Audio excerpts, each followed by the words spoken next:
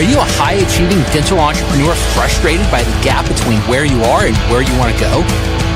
Are you tired of advisors whose advice keeps you merely surviving when you should be thriving? I'm Tim McNeely, and I believe you deserve to build true wealth so you can take even better care of the people you love, the causes you care about, and leave your dent in the universe. Welcome to the Dental Wealth Nation Show, where we hand you the keys to unlock true wealth quicker and with less effort than you ever thought. Welcome to another edition of the Dental Wealth Nation Show. In dentistry, it's just a little bit different than what it used to be. And you may have noticed this in your office. And by the time we finish today, you're going to have a deeper understanding. You're really going to know how dentistry has shifted, how the game has changed, but more importantly, how to find some hidden profits that may be secretly lurking in your practice right now. You're going to walk away with a smile on your face as you discover ways to increase your patient flow, calm staff anxiety, and even navigate some tricky things like tariffs and EBITDA and production protection with a very special guest who happens to be a Guinness World Records holder and knows how to make this whole process a lot of fun. But most importantly of all, you're going to feel excited to walk into your office tomorrow. You're going to have new clarity, new confidence, and maybe, just maybe, even a little bit more joy in your staff. This is so exciting. I cannot wait to dive into this. And today, I have a very special guest, a dear friend of mine, Ian Miller. Ian is CEO of Dental Mutuality. And what I love about Ian is just his genuineness, his care, his concern for helping you, for helping your practice. Him and I have had many conversations about the industry, about dentistry, and I am just so excited to have my friend Ian here on the show today. Ian, I'm excited to talk to you, bud. I am so excited to be here, Tim. And I got to tell you, I just watched your intro, and not only is it the most exciting intro I've seen to a podcast, but I now want to go out and buy a bow tie. Excellent. I am so jealous of the way you look in that bow tie that I am off to the store right after this to get the coolest bow tie ever. Well, thank you. Well, that's my little punk rock nod there, because the corporate tie, I don't do the corporate thing. So try to be a little punk rock. And a little interesting side note, that intro was actually written by a legitimate rock star punk rocker, my buddy Nate Parrish, and so we were just in Germany playing to a sold out show over there. But amazing. Try to have a little fun. But dude, dentistry, it has changed, hasn't it, Ian? Oh my gosh, so much. The combination of the influx of the DSO world and AI has turned it upside down. It is no longer, it's no longer the dentistry of yesterday. And there's so many fun things that are going on in dentistry today, with all the associated challenges with it. Change is inevitable in everything. And right now, dentistry is feeling that inevitability. So, right, we've got those changes, just a couple you mentioned, right? AI, we've got, I think, the acceleration of the business side of things. We've got, the DSOs coming to the market more than ever before, right? How are these things both helpful and threatening all at the same time? Oh my gosh, well, threatening is, that's the easy one, right? DSOs, they are, everything is a yin yang, right? So DSOs have come up in big time in the past 10 years, and they are helping a lot of dentists exit properly. They're helping a lot of dentists build wealth in creating small DSOs and the emerging DSOs, and then just growing by acquisition. The M&As in the DSO world are wild, as you've seen. So there's those who are really, really taking advantage of the situation. And then there's those who are struggling with it. There's those who are feeling threatened by it, those who are not getting the same deals that the DSOs are getting, those who don't know how to refer patients the same way that they did. Because with the DSOs, they're going very vertical. They're having a lot of specialties under one roof. And so the referrals aren't coming the same way. There's a lot of things that are happening in that world. And, like everything else in life, I think you really have to embrace the change and know that it's inevitable And now you just need to decide whether you're going to go with the trend, buck the trend, and work within whatever constraints there are in today's situation. So it doesn't need to be threatening. You just have to embrace the change. And same with AI. I could say the almost exact words is that AI can be very threatening, but very exciting at the same time. There's a lot of software out there that is going to inevitably change dentistry forever. It's never going to go back.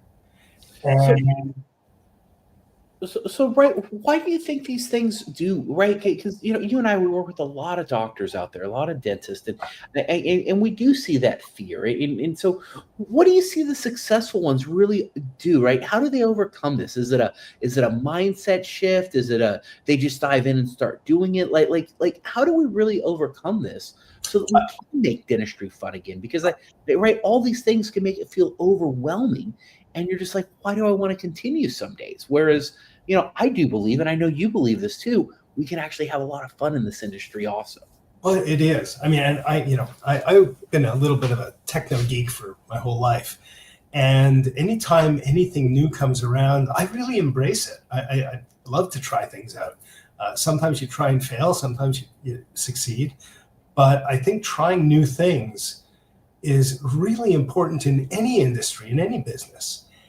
In dentistry, everybody knows, the big thing is like front desk AI. Okay, so there's 50,000 options out there. No, not 50,000, but 50 probably. And I think it's important for an office to evaluate what comes to them. Offices have to be open to everything that is coming around. They don't need to say yes to everything. But one of the things that I find that people are afraid to look at the new things. They don't want to be early adopters, right? But today, early adopter is very different from early adopter 10 years ago.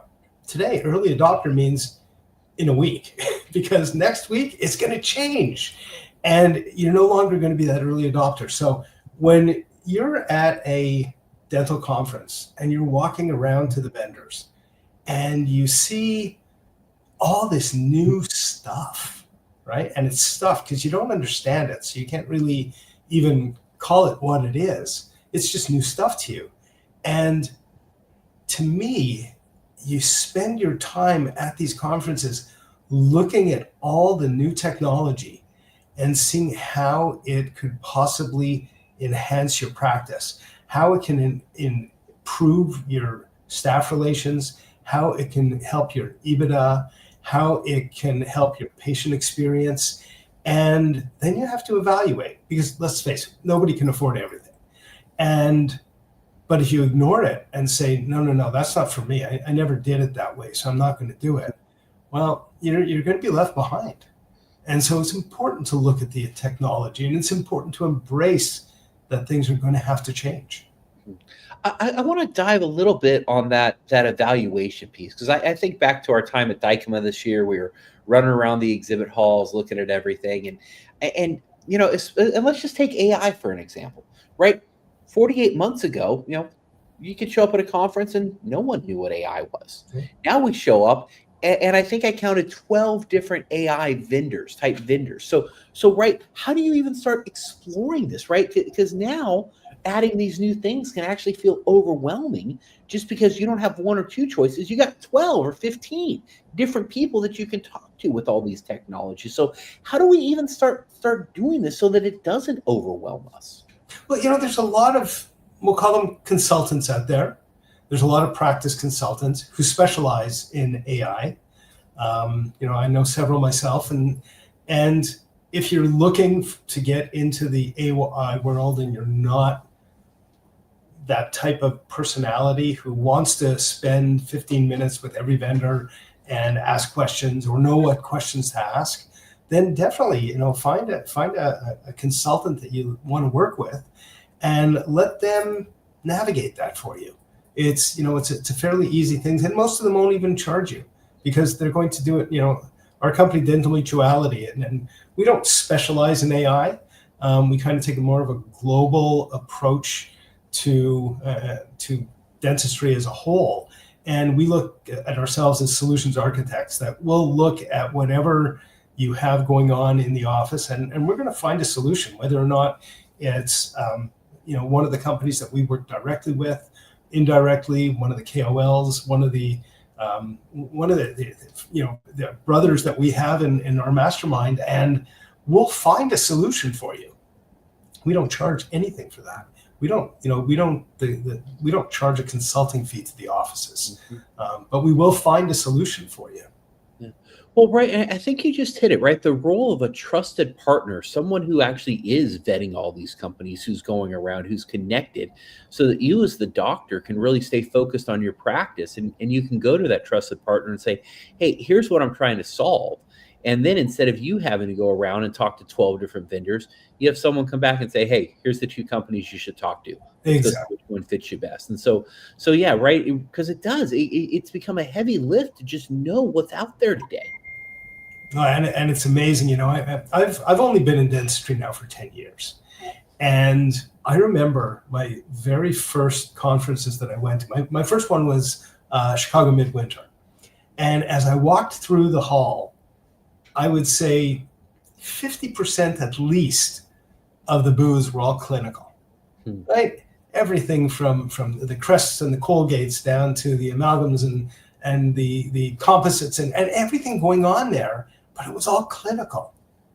Now, there's hardly any clinical at all. It's all either machinery, it's definitely you've got the office structure and the chairs and the architecture and everything, but you've got financial planning, you've got AI all over the place, you've got so many different softwares. And up until 2 years ago, you're right, 2 years ago, it didn't exist. The software was the same, but they just called it a different thing. Because AI, let's face it, AI is not only 2 years old. AI, as we know it today, is a great marketing tool of software that existed before. I mean, you take a look at, I always use this saying, but when you were on autopilot in a plane 10 years ago, that's AI, right? That plane is using AI to know where to go. It's just a lot faster today and a lot more sophisticated, but it's not just 2 years old. It's just as we know it, it's 2 years old. But the software that existed before that, as you were walking around these dental conferences, it was, it's more advanced, it's quicker, but the software has just evolved. Now, right, you mentioned you've been in dentistry about 10 years now, and right, it's a good length of time to learn a couple things. But I would love for the people who don't know you yet, what were you doing before you jumped into dentistry, Ian? Oh, spinning my wheels. No. I was actually, I owned. And I ask because there's actually a really potent connection, right? Knowing you, right, it actually ties into your expertise today. So our listeners are going to enjoy hearing this. It does. So I had my own apparel company. It was a very large apparel company, and we serviced everyone from Macy's to Nordstrom's to Joseph Banks to Brooks Brothers. We sold everybody.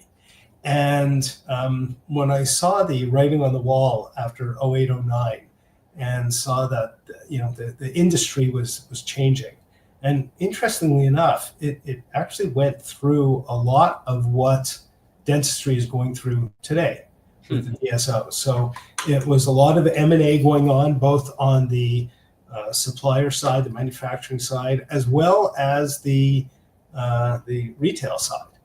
And you see that today in dentistry. Today, between the DSOs and all the M&A going on from the supplier side, it's an interesting parallel. It's about 15 years after what went on in retail. But I had that company, and I decided to get out. And I just, by luck, by chance, I was literally pulled into dentistry in 2015.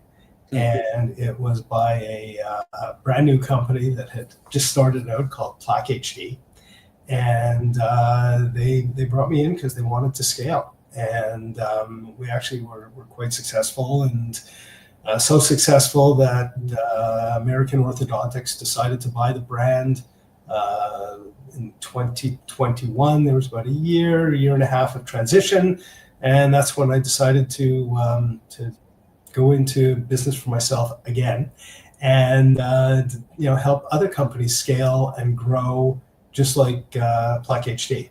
And so I formed Dental Mutuality, and the rest is kind of history. We work with both the supplier side of things and the offices, the DSOs, the GPOs, and we kind of bring everybody together, kind of like matchmaking. But we do it in a fun way. We'll go into just like we used to go into retail, assess what the retailer needs. Same here. We'll go into an office or a DSO, and we assess whether it's AI, whether it's staffing, whether or not it's anxiety control. We'll find out what the pain points are, and we will find a solution for that office or that DSO. Because there's so many solutions out there. It's just finding the right one for the right office.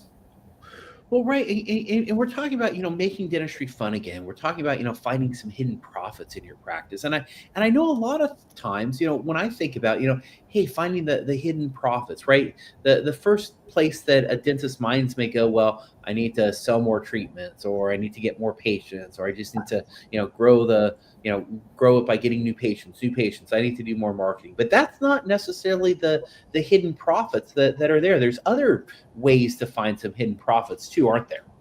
Well, absolutely. Number one, cost savings is very important, right? But there's this point where people will cut costs to the point where it hurts their revenue.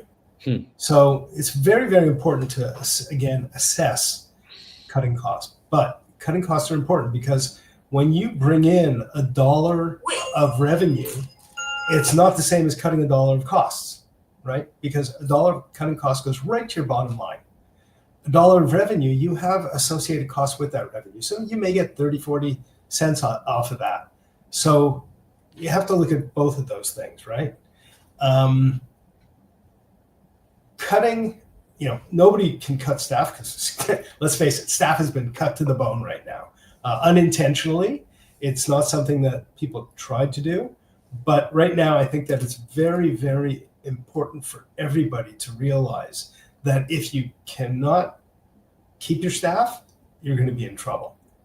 If you cannot find staff, less trouble, because there's always solutions. Again, I hate to sound like a broken record with AI. There's a lot of things that AI can do for you that a staff member used to do. And I will never, ever say that AI is going to replace staff. It won't. But it can help you through the staff shortages. And that's a very important distinction. I'm going to repeat that. AI will not replace your staff, but it can help you through your staff shortages. Wow. What are some other, right? That's so powerful, because I think that's, we started talking off a little bit about fear, and I think that's a fear a lot of times for the staff, is they're going to get replaced, or the doctor thinks I'm going to have to replace people, but that's not necessarily the case, is it? I don't believe so. I think that if you take a look not just in dentistry, but in everything, at the companies who are successfully implementing AI, they're not the ones that are saying, let AI run this and you're out.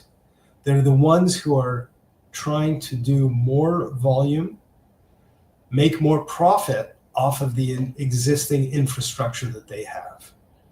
I don't know, Tim, if you've used AI at all, but I find when I use AI, it can take me much more time than doing something on my own, right?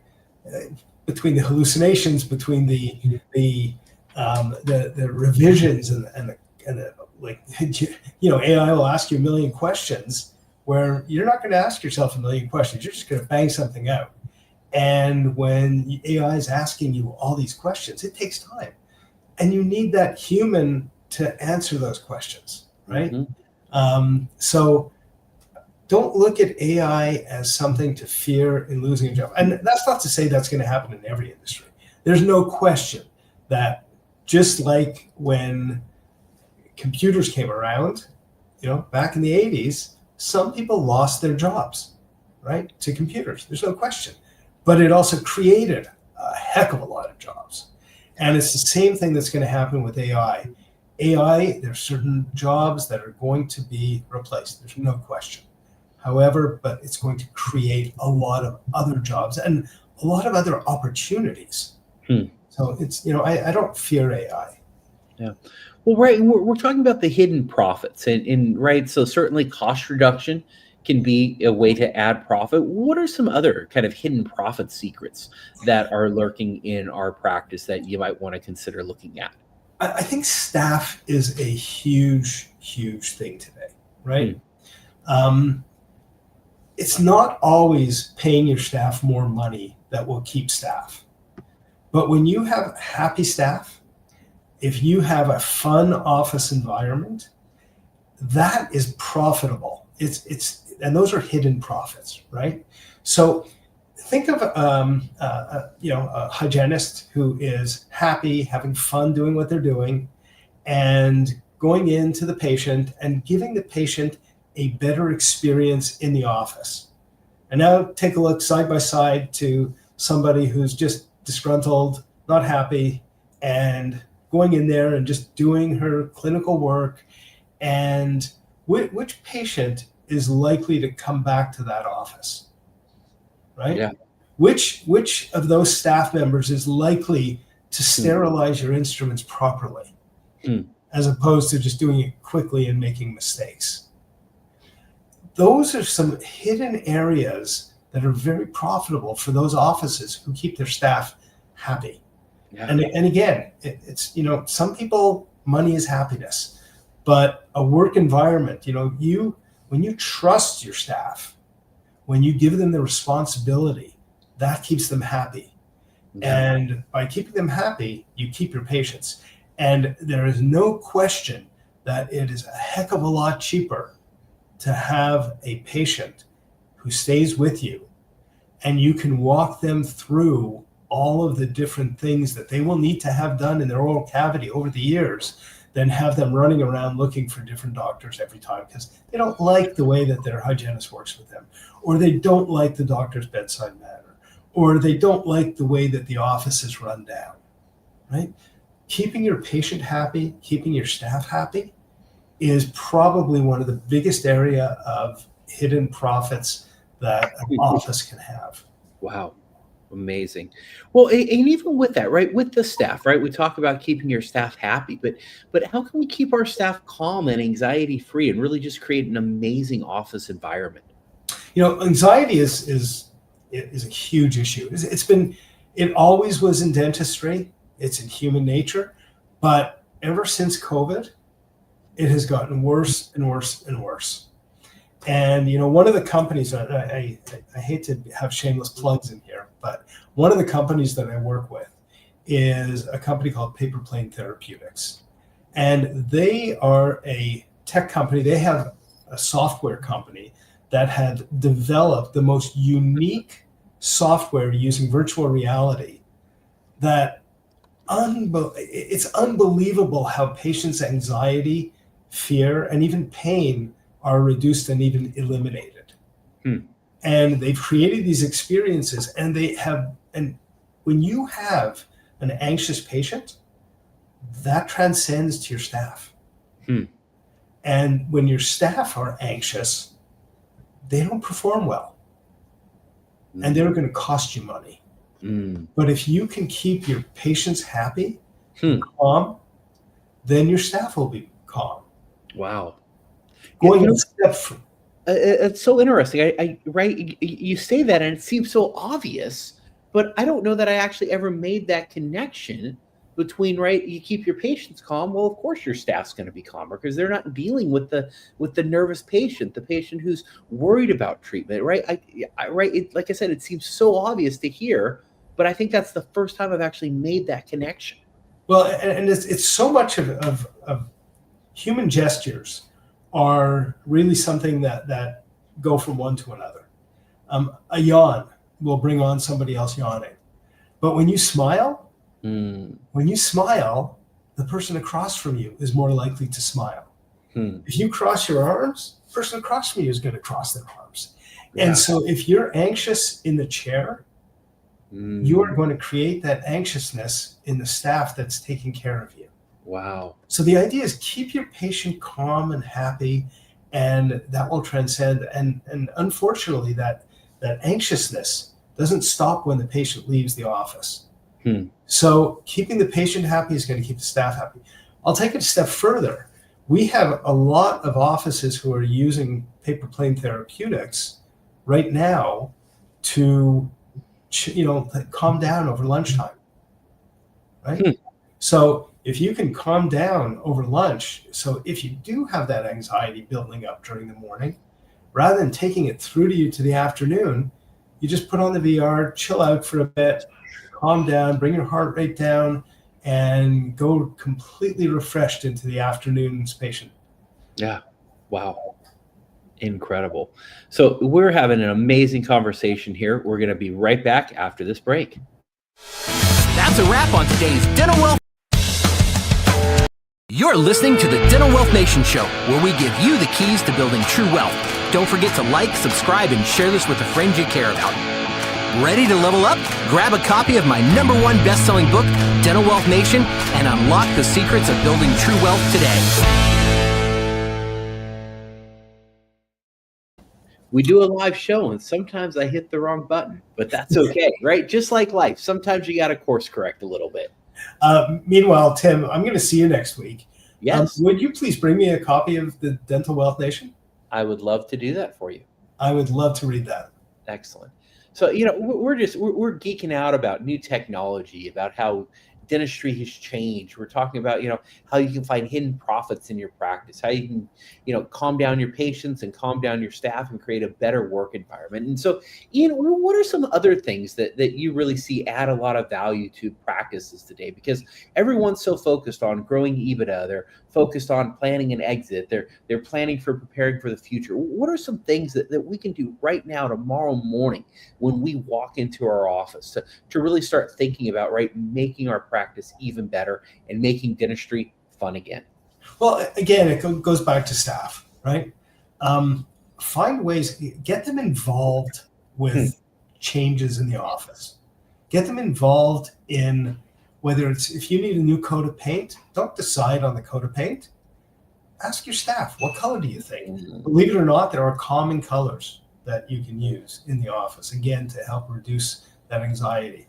One of the biggest things that make patients anxious is the smell of the office, the look of the office, and obviously the sounds of the office. Until somebody finds the EV equivalent of a drill that is completely silent, I think that's going to be something that's going to stick around. But you can definitely change the smells, the colors, and the music. You can definitely be playing music in the background, and it doesn't have to just be Zen music. I mean, I'm a big believer of, you've got to know your patients. You have to know what they like. And maybe you can give them the choice when they walk in the front lobby, for them to be able to choose what music they want to listen to, which isn't great when there's 10 people waiting, but there's no question. Again, it all goes back to the staff and the patient.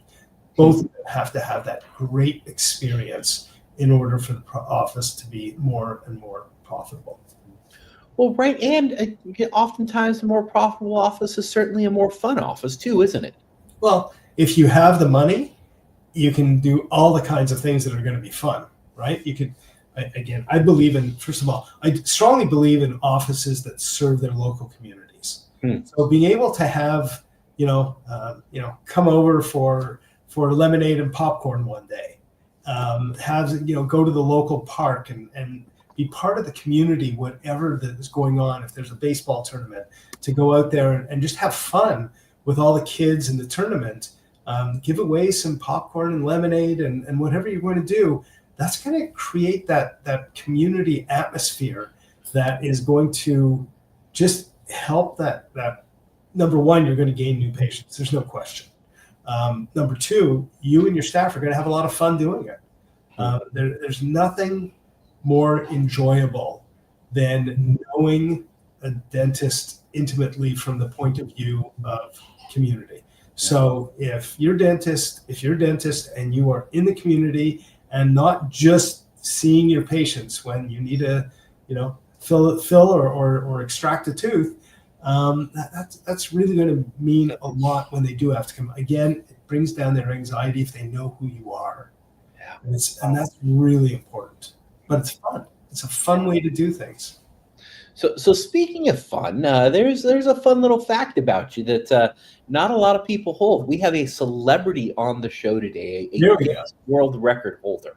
And talk a little bit about your Guinness Book of World Record and the fact that you were in this as a record holder, Ian. I don't think I know anyone in the Guinness Book of World Record other than you, so that's pretty special. Yeah, it is kind of cool. Back in 2005, I was in a softball game that went on for 4 days, 96 hours to be exact. And it was, my team won, by the way, 670 to 580, which, that's neither here nor there. But it was one of the most incredible experiences I've ever had. And the reason that it was so incredible is not because of the baseball, not because of anything like that. It really was because it was for charity. And we raised, I think it was $250,000 for children's charities in Montreal. And at the end of the game, picture this, you played for 4 days straight. Yeah, we had a little bit of able to sleep in between innings. There were 20 people per team. So we had a little chance to doze off. We couldn't leave the park though. Weren't allowed. Guinness rules, you must be there.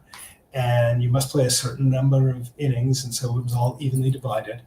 But after 4 days, you're exhausted because you don't get very much sleep, 2-3 hours maximum a day.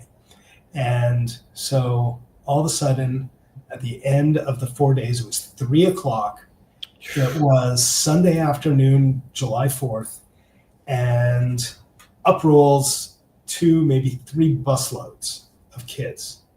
They come out of the buses in their crutches, on wheelchairs, and they all have autograph books in hand, and they're waiting for the game to end so that they can come and thank I'm getting choked up talking about this, but they come and they all ran up to us. They had whatever they could with their, again, in crutches, in wheelchairs, and they were like asking all of us for autographs because we were their heroes at that moment, because we raised all that funds for them. Mm-hmm. And it taught me such a huge lesson. And, definitely the endurance was important. And it was important for me I was one of the older, I think I was the second oldest guy there, just to know that I could do it. But seeing the looks on these children's faces changed my life forever. Wow. And now when I work with a company, if they don't have a social impact, they don't have a way to give back, I'm not even interested in starting a conversation with them. Wow. So every company that I work with today has a mission, has a statement that they're going to give back, and a plan, and we create the plan for them if need be, to give back to the community. And it could be any type of community. It doesn't need to be children's communities. I have a passion for children's communities, but if it's something in dentistry, great. If it's something in special needs, great. It doesn't need to be children, but they do have to give back. Otherwise, I'm not interested in Wow. Wow. No, and that's one of the things I love so much about Ian is just your heart for giving back. And as you think through this, is this something you would recommend for dental offices to actually consider with their team? Is this something that can help make dentistry even more fun? Absolutely. I mean, it's so interesting because, when I talk to people about it, their first thought is, well, I can't afford it. Well, of course you can, right? Because every little bit helps. think of a dentist who is going to just help a veteran who can't afford it, right? Help a child, an impoverished child who can't afford the dental work that they need. What about an unhoused individual who hasn't had their teeth brushed in a long time, who could really use a good hygiene treatment? Wow. It doesn't take a lot to give of yourself and your services. If you can't afford it financially, you can always afford your time, and you're all specialists, right? So use what you've learned and be able to give back to somebody. And it doesn't need to be every day of the week. It doesn't even need to be every month. Once a year, you'll feel so good about it. You may want to do it twice a year after that. But you'll feel good that first patient that comes by, that you and your staff can give of yourself. And again, it's you don't do it for the profit. But I promise you that when you help others, you will help yourself. And people will know about it. Even if you don't advertise it, people will know. And I don't necessarily recommend you advertising it, because I don't like again, this is a personal belief. I don't love when people talk about what they give. It's something that it should remain a personal thing, but people do find out about it, and you will get new patients from it. Well, right. And I love that approach. I think that actually is the right approach. You should do these things and support the organizations you care about, because you actually care about it. And then let the word spread on its own, right? You don't have to shine what you do in front of everyone. Just do it, and word will get out. Exactly. It's not about the hype around why you're doing it or what you're doing. Just do it. It feels good. Yep. And we've got some friends and listeners chiming in. Vin's here, and he's saying hey, and loves that. And then our friend Dickie Ball loves this too. So we've got some supporters. Questions for Ian? Let us know live. What questions do you have about finding hidden profits in your practice, or how to make dentistry even more fun? And so, Ian, as we start wrapping up here, what are some just additional thoughts you might have about, finding those additional hidden profits, or how can we make dentistry even more fun, right? Once again, how do we get ourselves excited to walk back into the office tomorrow? What would you tell that doctor who's a little burnt out, a little frustrated, and feeling a little overwhelmed by everything that's going on? So, one of the other companies that I worked in, and I love this company because it brings a lot of fun to dentistry, in that it's athletic mouth guards. Okay, so athletic mouth guards are a dime a dozen out there, right? You can find them in your local CVS or Walgreens. Are they approved for 96-hour softball games? They absolutely are. So these are mouth guards that are carbon fiber. They are triple layer. They're custom fit, and they are by far the best, the strongest, most effective mouth guard out there that will help not only protect your teeth, your jaw, but also you can breathe in them, you can communicate in them, which helps your endurance and your performance. Now, I say this, and it goes back to the endurance for the softball game, 96 hours, you need something like that. But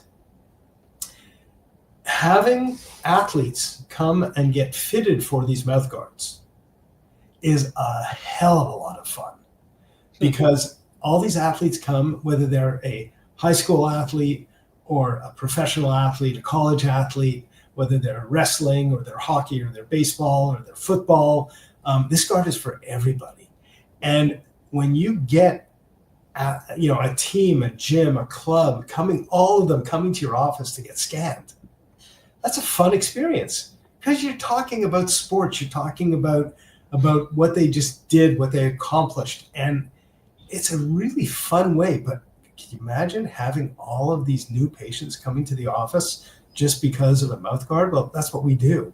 We actually drive those teams, those gyms, those clubs to the office. So if you have an office and we want to get you up on our website, we want to have you have your name on our website, and you don't even need to commit to selling one guard. We'll drive the traffic to you, and when they come, you call us up and you order it. So, but we will have you down as an authorized partner of Export, and that will absolutely drive traffic. Aside from our salespeople that we have on the ground going to these gyms, these clubs, these teams, and saying, "Oh yeah, by the way, Dr. McNeely, you can go to Dr. McNeely and get scanned." So it's a fun business. We've worked with some professional athletes who are spokespeople for us, like Yasiel Puig from the LA Dodgers. We've worked with Tiki Barber, the famed NFL player, and it's a lot of fun. Oh, I love that, Ian. What a great idea. What a simple way to attract new patients, to have more fun, and to give your staff something to get excited about. That's incredible. Oh yeah, So, we have a pro athlete come in the office. It's kind of cool. That's amazing, right? Yes, right. How fun would that be? Very, very fun, right? So as we close down here, what are some closing thoughts, and how can we get in touch with you and find you? Okay, first of all, to get in touch with me, it's easy. Our website is dentalmutuality.com. You could reach me at ian@dentalmutuality.com. Those are probably the two best ways. I'll even throw out my number here, 877-677-5277. I feel like that's a number that an old K-Tel commercial used to use. 877-677-5277. One more time. So it's it's just easy to get in touch with me. But I encourage you to just think about what I said. Think about the benevolent factor. Think about the AI not being scary. Think about the fact that if you're a dental office, we can help. We can help in all kinds of ways, and it doesn't cost you anything for the phone call. If you're a dental vendor and you want to get traction, you want to have a product or service, we can help. And that's kind of what we do. We help people. That's what we love doing. Well, right. And as we even touched on in the beginning, I think that role is more important than ever before today, right? As we have more choices about who to work with and what to work with and what to put in our practice, right? The role of having someone trusted who's working with quality products, quality vendors, and someone who knows the industry, right? That guided voice and trusted advisor, I believe, is more important than ever before, because it helps you cut through the noise quicker and with less effort than you ever thought possible, so that you can get back to doing dentistry and having fun. And you just said a great word, trust. It's the one thing that is so important in this industry. And that goes everywhere. You have to be able to trust your dentist. You have to be able to trust the dental staff. Your dentist has to be able to trust the suppliers and the whether it's a consultant, whether or not it's a vendor of equipment, whether or not it's a software vendor. If you can't trust them, don't do business with them. That's the first thing I'm going to say. If you can't trust a dentist, don't go to that dentist. Trust is so important because you're dealing in health. And, I'll make one more plug here, is that as everybody knows today, there is a connection between the mouth and the body. The oral systemic link has never had more studies and more proof that if you don't have a healthy mouth, you will not have a healthy body. So if you're listening to this and you haven't been to a dentist in a while, please go to your dentist. If you don't have a dentist, please find one, because it is so incredibly important that you take care of your teeth and your gums, that it is just not something that you can just let go by the wayside. So find somebody you trust and go and see your dentist. Well said. Hey, beautiful closing thoughts, Ian. And thank you for serving us so well. Thank you for encouraging us to make dentistry fun again, because it can be fun, but it really does take that mindset shift. You've got to be curious. You've got to embrace the change, embrace the technology. And if you do that, you really are going to walk into your office a lot more excited tomorrow morning. This is actionable today, right now. You don't have to wait to do it. You can do it right now. So thank you again for being such an amazing guest, Ian. Oh, it's my pleasure. I'm going to leave one last thing. 28-day challenge. Over the next 28 days, try and do at least 4 fun things in your office. And then, you know what? Contact Tim, contact me. Let me know what you did, because we'd love to share that with other people. Oh, I love that. The 28-day fun challenge. You heard it here first on the Dental Wealth Nation show. And Watch out. We're going to be blowing up the chats now. So, hey, thank you again, Ian. Thank you, Tim. I appreciate it. We'll see all you here soon on the Dental Wealth Nation show. That's a wrap on today's Dental Wealth Nation show. If you've loved today's insight, smash that like button, hit subscribe, and share the wealth with your dental friends. I'm Tim McNeely, and remember, your amazing life of significance is just one smart decision away. Keep thriving, and catch you next time on the Dental Wealth Nation show.